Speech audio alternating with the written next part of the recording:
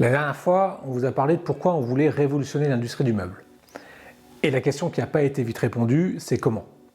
Oui, parce que c'est bien beau de faire des grandes déclarations, mais bon, derrière, il faudrait peut-être montrer que c'est crédible. D'ailleurs, tous les retours que j'ai eus, en privé, parce que je m'emballe pas, je sais que pour l'instant, à part mes parents et mes potes, pas grand monde a vu la vidéo. Partagez en masse, Donc oui, tous les retours c'était « oui, mais tu montres pas comment tu fais, et montre ta machine, c'est ça que les gens veulent voir, mais il est où ton atelier? Ah, mais t'as pas montré tes jolis meubles, merci maman. » Alors déjà, il suffisait d'aller sur notre site,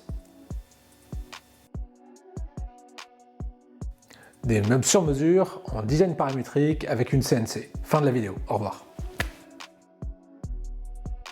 Non, plus sérieusement. Dans un premier temps, pour réduire au maximum la taille de notre atelier, on a dû faire un choix radical. Ne travailler qu'avec une seule machine. On vous l'a déjà dit, cette machine, c'est la fraiseuse à commande numérique, la CNC.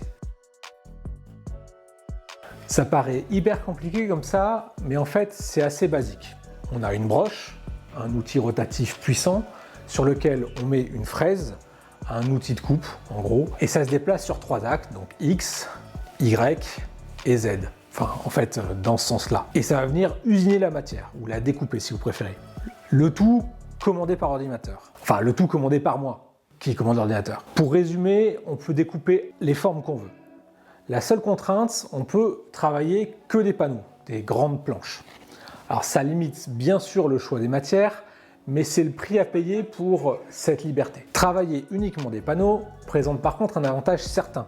Ils sont standards, enfin globalement, mais du coup, partout dans le monde, on trouve des panneaux dont les épaisseurs sont relativement identiques et les tailles, longueur, largeur varient très peu. D'ailleurs, on en parlera plus longuement dans une autre vidéo, mais on n'usine pas que des panneaux bois. Depuis l'origine, on travaille avec un fabricant de plastique recyclé qui produit une matière avec un aspect minéral vraiment superbe. Ça nous permet de remplacer la pierre ou le marbre. C'est un matériau qui est écologique et qui se découpe avec notre machine. Bon, pour faire simple, si ça vous paraît étrange, tout ça c'est comme imprimer un document avec une imprimante, plutôt que d'aller chez son éditeur. Il y a quelques décennies, ça paraissait impensable. Aujourd'hui, on en a tous une accessible assez facilement. On y vient. C'est l'autre avantage de la CNC. Elle fait ce qu'on lui dit. Enfin, plus sérieusement, comme je vous disais, elle est commandée par l'ordinateur qui lui dit de découper ce que l'on a modélisé en 3D. L'avantage de la modélisation 3D, c'est qu'elle peut être paramétrique. En gros, on peut entrer certaines données comme les dimensions, le nombre de répétitions, les épaisseurs, tout ça, en variables. Et en modifiant ces variables, on modifie le meuble. Et donc, les commandes de découpe. Du coup, en faisant varier les dimensions, les formes, les couleurs des panneaux, on peut proposer un nombre infini de possibilités pour un même design. En s'y prenant bien, on peut réaliser des opérations d'usinage et des découpes d'assemblage assez complexes, sans avoir à refaire toute la conception à chaque fois.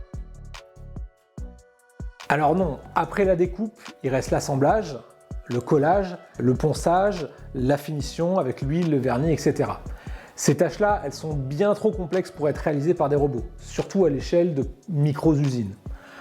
Par contre, la conception de nos meubles est pensée pour un assemblage simple et rapide, et nous avons défini des process de montage qui permettent de minimiser les erreurs, et donc le gaspillage de matière. Et aussi d'employer des personnes qui ne sont pas forcément formées au travail du bois à la base, en réinsertion ou en reconversion par exemple. On optimise nos conceptions et nos process en permanence, et dans une prochaine vidéo, si ça vous dit, je vous montrerai l'évolution de notre chaise Paris du prototype 0 à aujourd'hui. Voilà, c'est le modèle de production que nous portons et dans lequel nous croyons. J'espère que vous y voyez un peu plus clair et je vous dis à la prochaine.